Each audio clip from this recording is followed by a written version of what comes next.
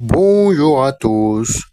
Hoy vamos a ver la parte final del tema del passé composé y vamos a hablar en este caso de las excepciones con el verbo être. Si recuerdan, hay ciertos verbos, 14 verbos en particular, que se conjugan con el verbo être, que son los verbos llamados de movimiento.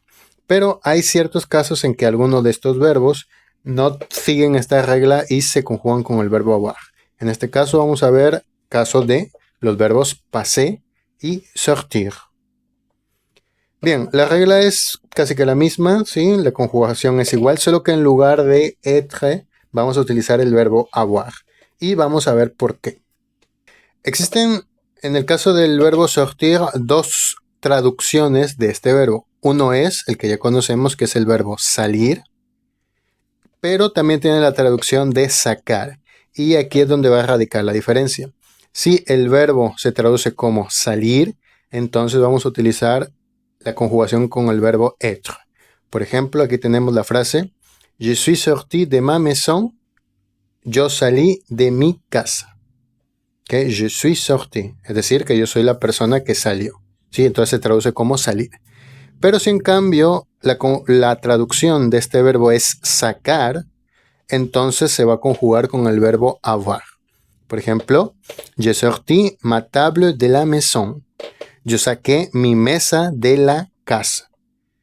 Entonces aquí no se le va a agregar nada más, sino que se va a utilizar solamente el verbo avoir.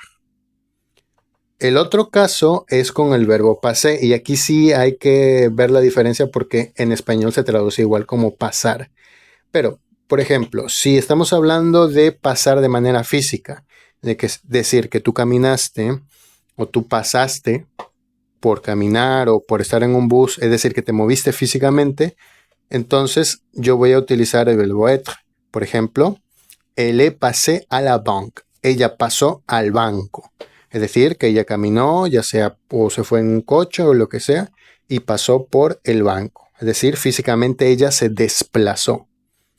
Pero si en cambio yo estoy hablando de pasar en el sentido de tiempo, por ejemplo, pasar un rato o pasar la noche o lo que sea que tú te estés moviendo, sino que es el tiempo el que está pasando, entonces yo voy a utilizar el verbo avoir. Por ejemplo, elle a passé une bonne journée.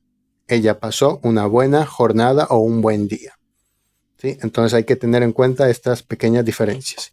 Y bueno, eso sería todo por el momento. Ya saben, cualquier duda o pregunta me lo pueden hacer en los comentarios.